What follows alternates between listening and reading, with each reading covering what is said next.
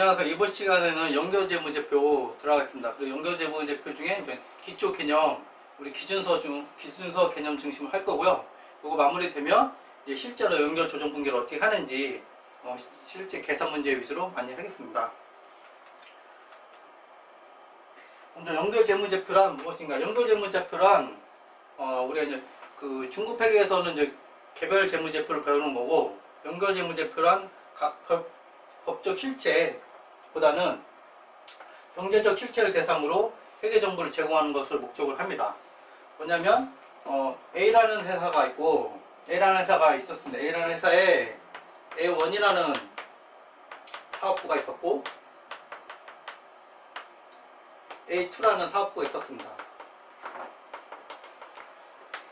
A가 이제 기존에 A1하고 A2를 합쳐서 A라는 재무제표를 만들었었는데, A가 A2를 이제 분할한 거예요. A2를 분할해서 A 밑에 A1이 있고 A 밑에 A2라는 이제 회사를 만든 거죠.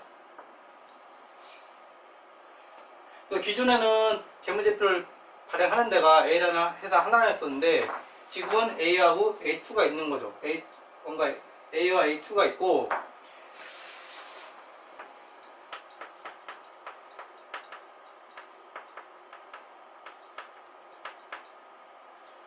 그 다음에 이제 실제로 이제 이게 지배력이 있으니까, 분할했으니까 그대로 이제 100% 갖고 있는 거잖아요. 100% 갖고 있으니까 우리가 이제 동일하기 때문에 A와 A2를 합쳐서 재무제표를 만들라. 이게 연결재무제표입니다.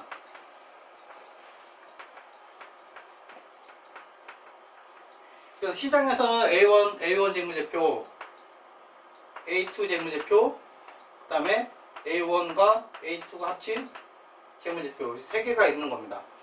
처음에 분할 전에는 A라는 재무제표만 하나만 있는 거고, 분할 후에는 시장에는 A, A2, 그 다음에 합친 연결재무제표가 있습니다. 그래서 연결재무제표는 법적 실체보다는 이제 경제적 실체를 대상으로 제공하는 것을 목적으로 합니다.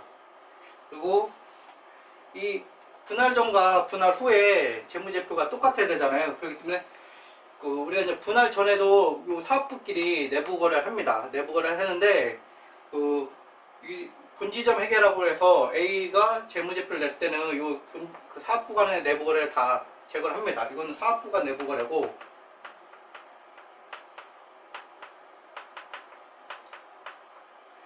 그 다음에 또 분할 후에는 A하고 이제 A2하고 이제 내부 거래를 하는데, 이거는 우리가 부르기로 연결 실체간,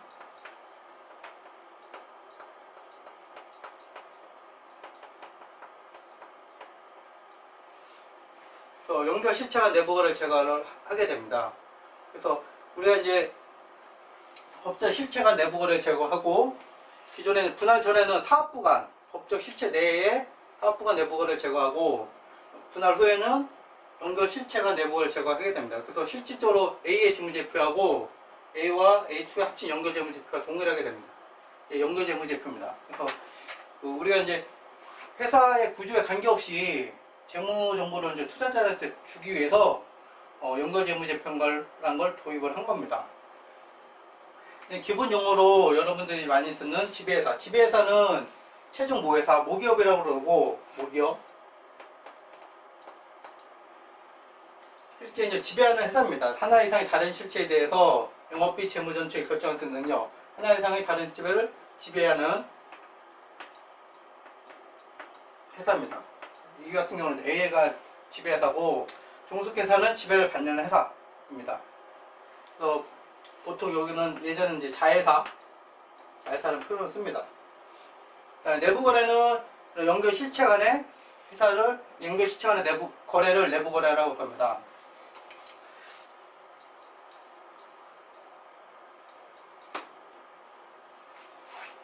A하고 A1과 A2가 있으면, 회사가 있으면 이 간의 거래가 내부 거래고,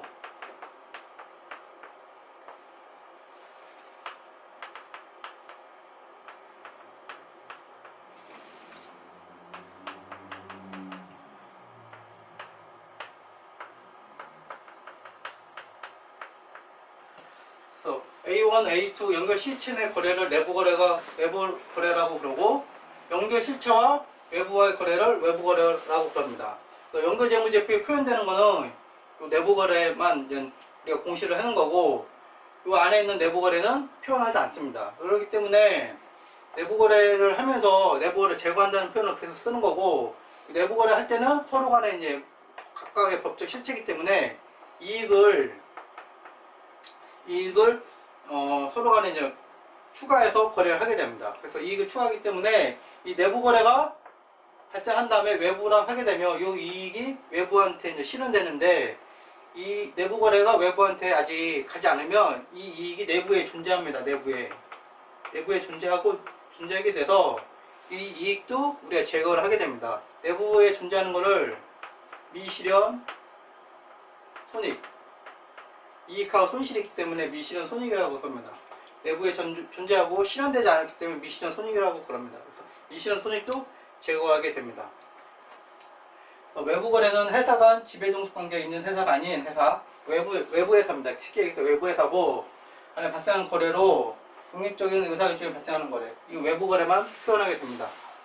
그래서 여러분 실제로 연결은 지금 큰 틀을 제가 설명드렸는데, 연결 시체 간의 재무제표를 합치고 내부 거래를 제거하게 되는 겁니다. 그렇기 때문에 연결 재무제표에 여러분들이 반드시 알아야 될 거는 그 거래에 대한 분계를 정확히 아셔야 돼요. 거래에 대한 분계를 아셔야지, 왜냐면 그 내부 거래를 제거하기 때문에 내부 거래 분계를 제거하는 겁니다. 그렇기 때문에 그 거래에 대한 분계는 언제 배우냐? 중국 회계를 배워요. 여러분들이 연결이 어려운 게 아니라 중국 회계에 있던 각 거래의 분계를 정확히 모르신다는 뜻이에요. 그리고 이런 내부거래를 제거한다는 거는 세무조정하고 똑같은 거거든요. 세무조정에 우리가 이제 유보가 있습니다. 유보. 여러분들이 법인세를 배우시는 모르겠지만, 세무와 회계가 이제 차이 나는 게 있습니다. 차이나는 게 있으면, 차이 나는 것들이 이제 사회에 유출되는 게 있고, 사내에 유보되는 게 있습니다. 이 유보는 사내에 유보된 거고, 유보를 이제 관리하게 됩니다. 유보가 언제까지 관리되면 외부에 실현될 때까지 관리를 하게 됩니다. 타에 유출될 때까지. 그 유보 관리랑 미실현 손익이랑 거의 똑같은 개념입니다. 그래서 여러분들이 이제 그 세무 조정하는 거하고 중국 회계를 어느 정도 아시면 연결이 상당히 쉽게 느껴질 거고, 중국 회계의 거래 분계하고 그 세무 쪽에 있는 세무조정, 법인세에 있는 세무조정이 약간 익숙치 않으시면 연결이 좀 어려워질 수 있습니다. 연결은 실제로 새로운 분기가 나오는 게 아니에요. 그러니까 여러분들이 중국 회계에서 재고자산, 금융상품, 그 유형자산, 무형자산은 분기를 배우시는데, 연결에서는 분기를 배우는 게 아니라 각각의 분기를 했던 걸 합치고 제거하고를 배우시는 거예요. 약간 산수의 개념이라고 보시면 되기 때문에, 여러분들이 연결을 잘 이해하시려면 중국 회계의 각 챕터의 분기를 정확히 알고 계셔야 됩니다.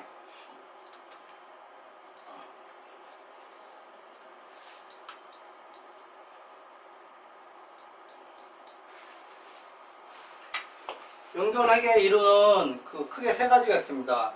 연결 실체 이론, 지배기업 이론, 비례 연결 이론. 크게 세 가지가 있고, 그러니까 A가 이제 지배회사고,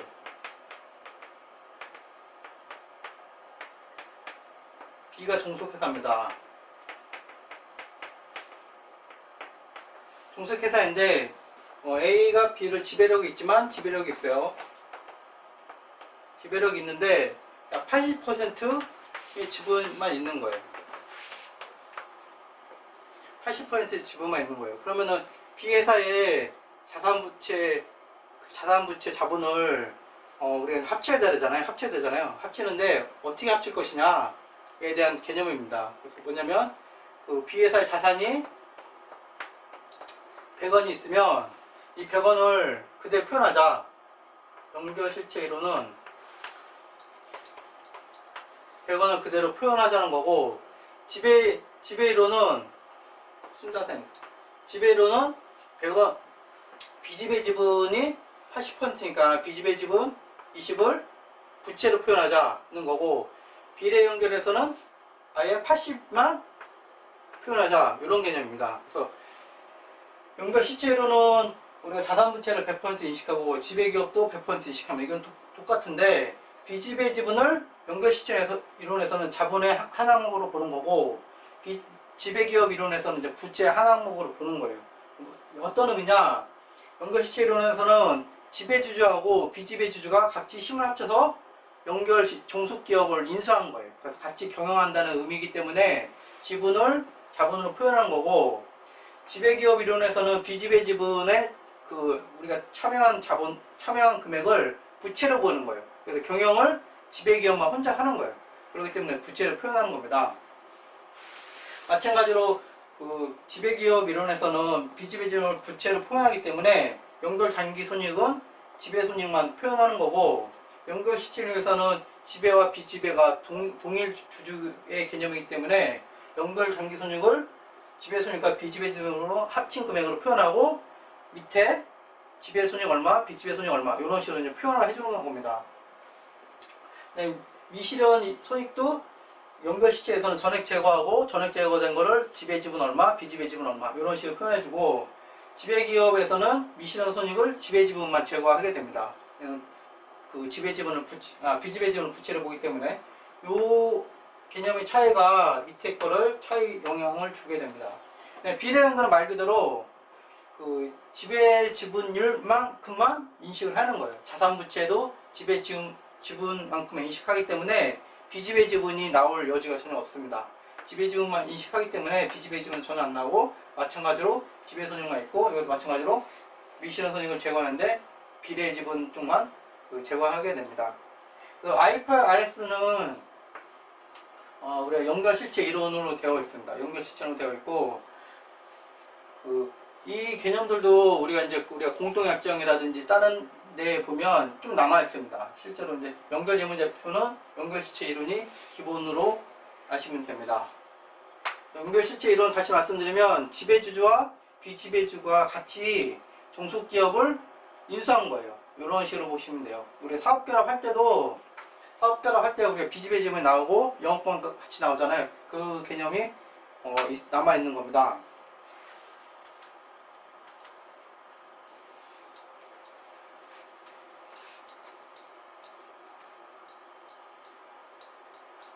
그리고 실제로 우리가 이제 사업결합 기준서는 우리 양이 많은데, 연결 기준서 보시면 몇 장 안 나옵니다. 문단도 몇 장 안 나오고, 왜냐면 연결은 앞서 제가 말씀드린 것처럼 합치고 제거한다. 이게 끝입니다. 그래서 실제 기준서 내용은 되게 간단합니다. 근데 왜 고급회계들 책 보면 연결 관련된 책이 많냐면, 우리가 거래 단위로 디테일하게 이제 조정 분계를 여러분들 설명해 주려고 그런 거예요. 실제로 그렇게까지 설명할 필요 없는데, 왜냐면 실제 내부 거래는 무수히 많이 있습니다. 무수히 많이 있고, 고급회계가 있는 재고자산, 유형자산, 차익금 이런 정도만 있는 게 아니라, 실제로 개별재무제표에 있는 계정들 간의 모든 계정들이 다 내부 거래로 발생할 수 있습니다. 그래서 실제 무수히 많은 거래가 내부 거래에 있고, 그걸 다 고급회계 책에 담을 수는 없고, 마찬가지로 기준서에도 모든 거래 내용 디테일에 하나하나씩 이제 개념을 적을 수가 없습니다. 그래서 큰 개념 위주로 이제 적었기 때문에 기업회계 기준서를 보시면 내부 연결 기준서는 상당히 양이 작습니다. 그리고 그 다음에 연결 기준서의 주된 내용은 뭐냐면, 실제 연결 재무제표를 만드는 방법은 상당히 적고, 어떤 내용이 있냐면, 그럼 어떤 걸 연결 재무제표에 이제 작성을 해야 되냐? 연결 범위.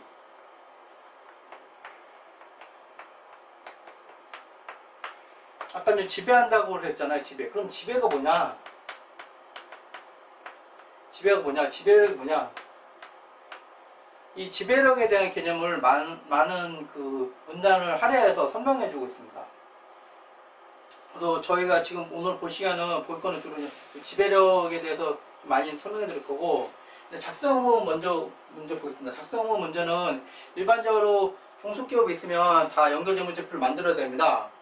그렇지만 작성 의무를 해주는 게 있습니다. 작성을 해주는 거는 여러분들이 이제 기본적으로 생각하실 때, 해결해 보실 때, 우리가 개념체계 부분이 되게 중요한데, 연결재무제표 여러분들이 공부하시는 기업회계 기준서는 KIFRS라고 그러는데, 이 IFRS 제정 목적이 뭐냐면 외부 투자자, 무슨 기업 내부가 있고, 기업에 관련된 이해관계자가 있습니다. KIFRS는 기업 내부적으로 회계 처리할 거를 규정한 게 아니라 기업 외부한테 공시할 때 어떻게 어떤 기준에 따라서 이렇게 만드세요. 공시재무제표를 이렇게 만드세요. 그 내용을 이제 규정한 겁니다. 그렇기 때문에 이해관계자한테 이제 필요한 것들을 규정한 거고, 작성후 면제라는 거는 이해관계자한테 굳이 이런 정보는 필요 없어. 이해관계자한테는 이거 줘봤자 소용이 없어. 불필요한 정보야. 이런 개념입니다. 다른 목적으로도, 다른 방법으로도 정보를 획득할 수 있어. 이런 개념이 먼저 있어야 돼요. 그런 개념이 있는 상태에서 면제를 해주는 거예요. 재무제표가 필요하지 않다는 게 아니라 이해관계자한테 굳이 이 정보가 갈 필요가 있을까? 뭐 이런 개념입니다. 그래서 보시면 지배기업이 모두 소유한 거예요. 지배기업 모두 소유했기 때문에 그 종속기업에 대한 이해관계가 상당히 적은 거잖아요. 첫 번째로 모두 소유하고, 그 다음에 연결재무제표를 작성하지 않는다는 사실을 다 알려주는 거예요. 이미 알고 반대하지 않는 경우, 이미 다 서로 알고 있는 거죠. 연결재무제표를 안 만들어도 되는 거고, 첫 번째 그거고, 두 번째는 우리가 이제 이 재무제표를 주로 누가 이용합니까? 주식시장에 산자이면 투자자들이 많이 이용하고, 그 다음에 채무, 우리 이제 사채라든지 발행하면 그 관련된 사람들 차익기간 중에서 이용 많이 합니다. 그래서 이런 것들이 거래되면 재무제표 당연히 필요한데, 이런 것들이 공개된, 이런 것들이 이제 없다, 발행된 게 없다 그러면 굳이 필요 없겠죠. 리스크가 이용하는 사람들이 적으니까. 그런 목적입니다. 그리고 IPO 관련된 적이 없고, 그 다음에 요 라는 이제 투자기업이 공정가치로 평가하는 경우가 있어요. 실제로 이제 우리가 이제 영업 목적으로 종속기업을 운영하는 게 아니라 투자 목적으로 이제 그 종속기업을 갖고 있어서 그 회사의 공정가치, 그 자산부채의 이제 공정가치 자체가 중요한 경우가 있습니다. 공정가치가 중요하기 때문에 연결재무제표 정보가 그렇게 효익이 없는 거예요. 그렇기 때문에 종속기업을 이제 공정가치로 측정하는 경우는 이제 연결재무제표 필요 없는 겁니다. 그래서 요 가나다라가 모두 충족돼야지 면제되는 겁니다. 이제 지배력이라는 개념을 보겠습니다. 지배력의 개념은 우리 IFRS에 최근에 몇 년 안 된 개념입니다. 처음 우리 IFRS 도입한 게 2011년인데 우리나라가 그 당시에는 지배력 이런 개념이 자세히 없었고, 그 후에 한번 개정됐을 때 우리 지배력 개념이 들어왔습니다. 일단 연결재무제표는 우리가 이제 실질적인 지배력을 판단하게 됩니다. 이 실질 지배력도 처음에는 개념이 없었다가 디펙토라고 그러는데 최근에 들어온 개념입니다. 실질 지배력이 하기 때문에 우리가 지배력 판단하고, 기본적으로 그 연결재무제표의 시각이 뭐냐면 웬만하면 다 연결하라. 이게 이제 기본 개념입니다. 그래서 웬만하면 실질 지배력이 있다. 이런 개념으로 보시면 돼요. 왜냐면 이게 연결재무제표를 회사에서는 많이 분할해서 서로 간에 이제 거래가 연결시체가 아닌 것처럼 이제 많이 모양새를 많이 만들어냅니다. 왜냐면 내부 거래 같은 이런 규정을 많이 받기 때문에 그 지배 구조를 우리가 이제 조정해서 마치 연결이 안 되게끔 많이 하는데, 문제가 많이 계속 생겼어요. 실제로 분식 같은 문제, 파산 문제, 여러 가지 문제가 있어가지고 우리 이제 그 기준서를 보면 웬만하면 연결하는 쪽으로 계속 우리가 들어오고 있습니다. 예전에는 규모에 따라서도 연결을 제외를 했었는데, 그런 규모에 대한 언급이 전혀 없습니다. 그래서 중요하면 중요하지 않다는 걸 이제 기업이 증명하고 빼야지, 웬만하면 다 연결하는 게 중요한 겁니다. 투자자는 보시면 지배력 보시면, 지배력이 뭐냐면 끝까지 이제 지배하는 힘이 있어야 되는 거예요. 힘 자체가 있어요. 행사하고는 관계 없습니다. 행사하고는 관계 없고 언제든지 행사할 수 있다는 의미입니다. 힘이 있어야 되는 거고, 그 다음에 종속기업에 대한 손익이 노출이 되어야 되는 거예요. 다 손익이 다 내가 가져가는 거잖아요. 지배기업이 웬만하면 노출 정도가 대한 권리가 있어야 되고, 그 다음에 이익 금액에 영향을 미치기 위해 투자자에 대한 자신의 힘을 사용하는 능력이 있다. 그러니까 힘이 있고, 첫 번째 힘이 있고, 노출되고 변동에 대한 권리가 있고, 요 칸에 연관이 있는 거예요. 그래서 이 세 가지가 있으면 지배력이 있다고 봅니다. 가장 중요한 건 힘입니다. 힘. 그래서 힘에 대한 영향이 많이 나옵니다.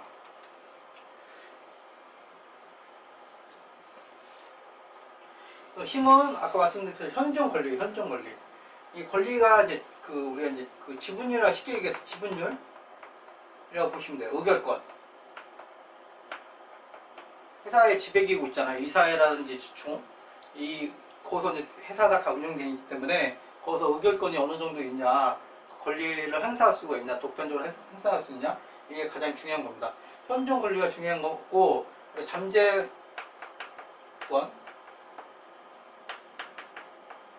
잠재적 의결권은 우리가 고려를 하지만 잠재적 의결권이 중요한 건 아닙니다. 현재 권리가 중요한 겁니다. 현재 권리가 있어야지 언제든지 행사할 수 있는 거예요. 잠재 권리는 조건이 충족되지만 행사하기 때문에 현재 행사할 수 있는 힘이 있다고 보지 않습니다. 현존 권리를 보유하고 있어야 되고, 의결권을 많이 보유해서 능력도 커지지만 다른 권리로부터 능력을 부여할 수 있습니다. 당연한 거죠. 왜냐하면 이 의결권은 실제로 우리는 주식인 거고, 다른 거는 약정으로 인해서도 이제 우리가 조정할 수 있어요. 그래서 의결권은 내가 별로 없지만 약정에 의해서 어떤 이유로 인해서 내가 저 회사를 지배할 수가 있는 겁니다. 투자자가 힘을 가질 수 있게 하는 권리는 가장 일반적인 의결권입니다. 그래서 잠재적 의결권 형태도 고려하는 것이 얘는 중요한 게 아니고, 그 다음에 주요 경영진 구성할 수 있는 선임, 재배치, 해임할 수 있는 권리. 그러니까 주요 경영진 이사회죠. 이사회라고 보시면 돼요. 이사회를 지배할 수 있는 힘이 있어야 하는 거고, 그 얘기입니다. 그 다음에 관련했던 시장 기업을 선임하거나 해임할 수 있는 거의 비슷한 겁니다. 그 다음에 하번은 보시면 이제 거래를 체결하거나 거래 변경을 거부하도록 하는 권리. 그러니까 우리가 이제 예전의 개념은 재무, 영업 정책을 지배할 수 있는 행위, 이렇게 이제 표현합니다. 그리고 중요한 거는 지배력은 한 회사한테 있는 거예요. 뭐냐면 이 종속기업에 대한 힘을 미치는 데가 뭐 A1, 2, 하나면 여러 개가 있다면 이 지배력은 하나가 있는 거예요. 왜냐면 지배력이 있는 데가 연결하는 거잖아요. 그렇기 때문에 지배력이 얘도 있고 얘도 있다고 생각해 보시면 얘도 연결하면 이상하잖아요. 재무제표가. 그러면 엉뚱하기 때문에 지배력은 하나만 있는 겁니다. 하나만 있고 공동으로 이제 같이 있는 경우가 있어요. 반반씩 있을 때는 연결하지 않습니다.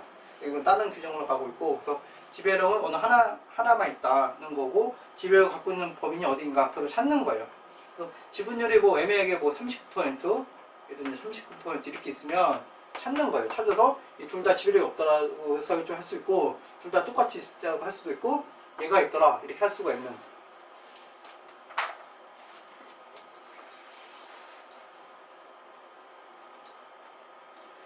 그래서 일반적으로 의결권에 이제 가반수를 보유하면 우리가 이제 힘을 가지고 있다고 이제 간주하는 거고, 그 다음에 가반수를 보유하지 않지만 가반수를 보유하나 힘을 가지지 않는, 그죠? 그러니까 50% 있으면 일반적으로 지배력이 있다고 보는 거예요. 있다고 보는 거고, 50%를 가지고 있는데 힘을 가지고 있지 않은 경우도 있어요. 이런 경우도 있고, 왜냐면 우리가 정부 법 규정이라든지 정부 쪽에서도 할 수가 있잖아요. 그 다음에 채권 뭐 이렇게 하위 같은 것도 인해서도 할 수가 있습니다. 그래서 이런 거는 특별히 없으면 지배력이 있는 거고, 50% 이상인데 지배력이 없으면 회사가 이러이러해서 우리 연결하지 않고 있다, 이런 걸 얘기를 해줘야 되는 거예요. 그래서 이제 본인 연결 쪽에서 가는 거고, 그래서 가반수를 보유해도 연결 안 하는 경우가 있다. 그다음에 제일 중요한 건 이제 가반수를 보유하지 않고도 힘을 가지는 경우, 이게 이제 가장 중요하죠. 이게 이제 실질 지배력과 연결된 겁니다. 그렇기 때문에 이제 이거 갖고 이제 실무에서는 이거 갖고 이제 논쟁이 많습니다. 어떤 회사는 가반수를 보유하지 않아서 연결을 해야 돼. 가반수를 보유하지 않지만 연결 꼭 하고 싶은 회사가 있고, 실질 지배력은 있지만 가반수를 낮게 갖고 있어서 연결 안 하려고 하는 회사들도 있고, 다양한 케이스가 있습니다. 그래서 이 부분이 논쟁이 많고 이슈가 많은 부분입니다. 그래서 보통 이런 것들은 이제 약정을 봅니다. 다른 의견과 약정을 보고, 그 다음에 그 약정에서 이제 또 발생하는 권리를 보고, 의결권 있고, 여러 가지 케이스를 보고 합니다. 그래서 이 부분이 이제 실질 지배력 관련된 문제이기 때문에 이 부분이 우리가 이제 실제 여러분들이 이제 감사하거나 필요할 때는 연결 재무제표에서 실제 여러분들이 이제 공부할 때는 연결 조정 공개에 대해서 관심이 많겠지만, 실제 여러분들이 이제 감사 나거나 필드 나가면 연결 범위에 있냐, 연결 범위 포함되냐, 안 포함되냐, 이게 제일 중요한 문제가 됩니다. 그 중에서도 이제 이 가반수가 되지 않을 때, 이때 가장 중요한 이슈가 됩니다.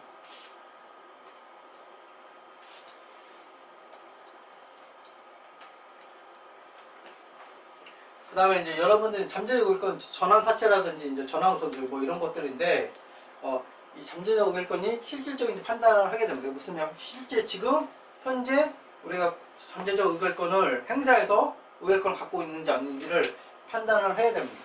이것도 이제 다른 회사에서 과거에 이제 문제가 된 적이 있었죠. 그래서 이런 것도 되게 중요하고, 실제로 이런 지배구조 관련된 거는 실제로 그냥 회계팀 쪽은 잘 모르는, 그러니까 대기업들은 따로 있어요. 따로 이제 지배구조 관련된 부서가 따로 있어서 회계팀 잘 모르는 경우도 많고, 그 다음에 이런 것들은 또 임용계약이라도 여러 가지 있어서 실제로 어려운 부분입니다.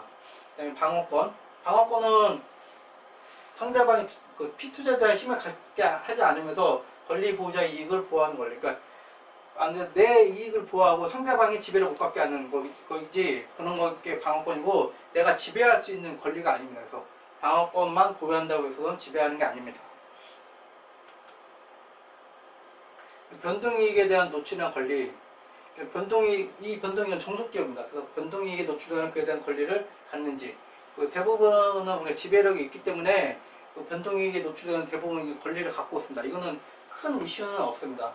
변동이익이란 고정되지 않으며 피투자의 성과의 결과로 달라질 가능성이 있는 이익으로서 양가 부익 가능성 모두 하나다.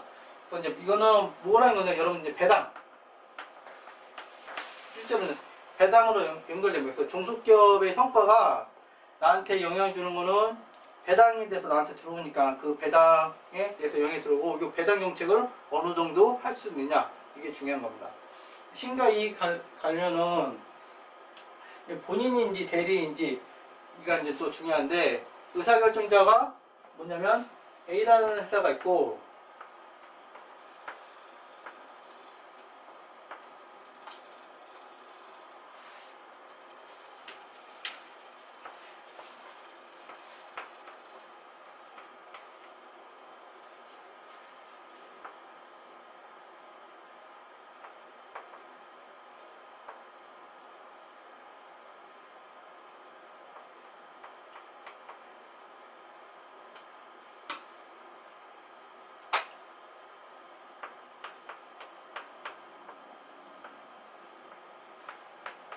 실제로 이런 게 주로 좀 많습니다. 그러니까 A하고 B에는 약정 관계를 맺은 거예요. 약정 관계를 맺어서 A가 B한테 이제 C에 대해서 경영을 맡긴 거예요. 경영을 위임했다고 그러는데 맡긴 거예요. 맡긴 거고, 그래서 이제 이 B가 C에 대해서 99% 갖고 있고, A는 약간의 이제 지분율만 갖고 있어요.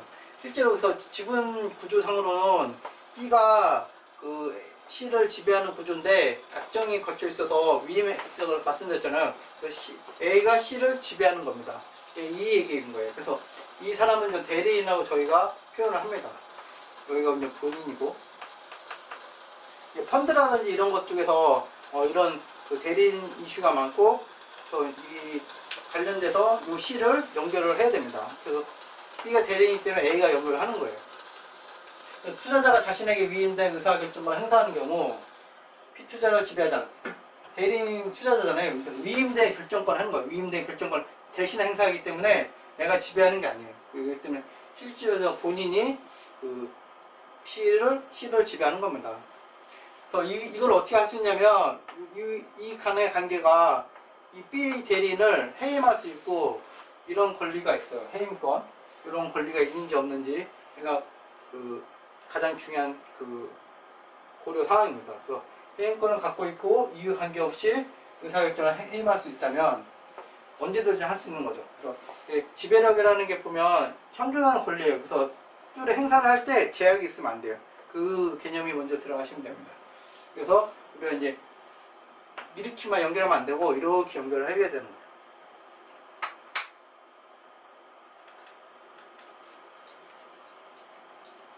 그 다음 이제 회계처리 규정 들어가겠습니다.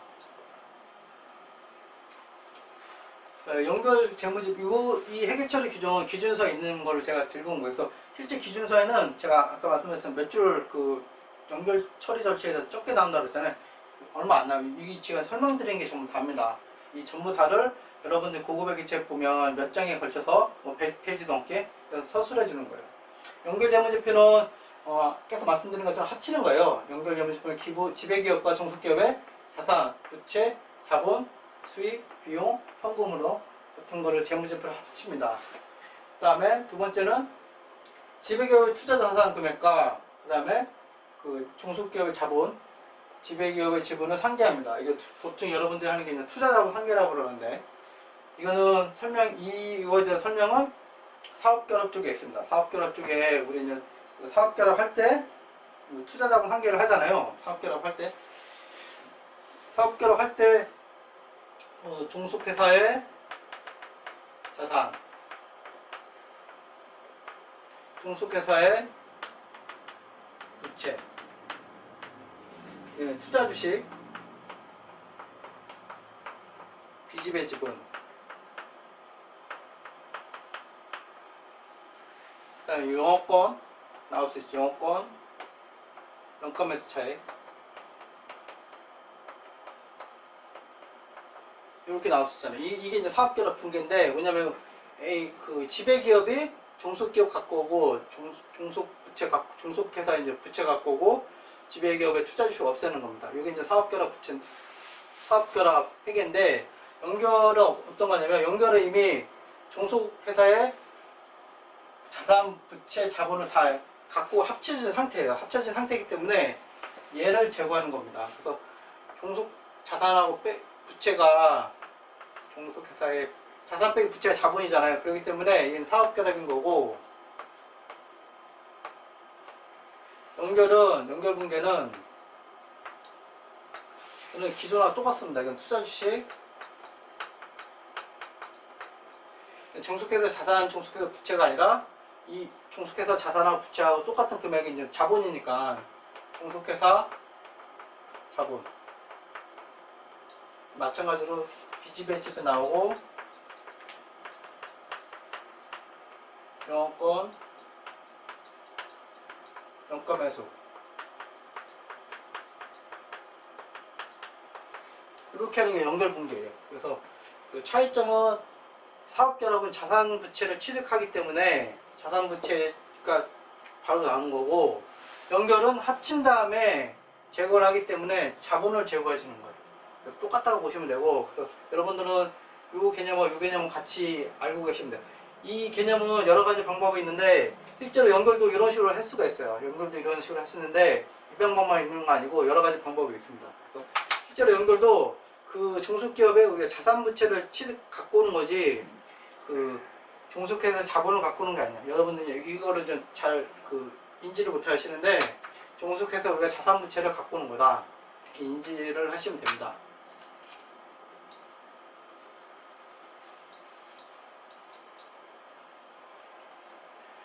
다음 3번 보시면 내부 거래에 대해서 설명해 주고 있습니다. 기업 간 내부 거래와 관련된 연결시체 내 자산, 부채, 자본 등의 현금으로 모두 제거한다.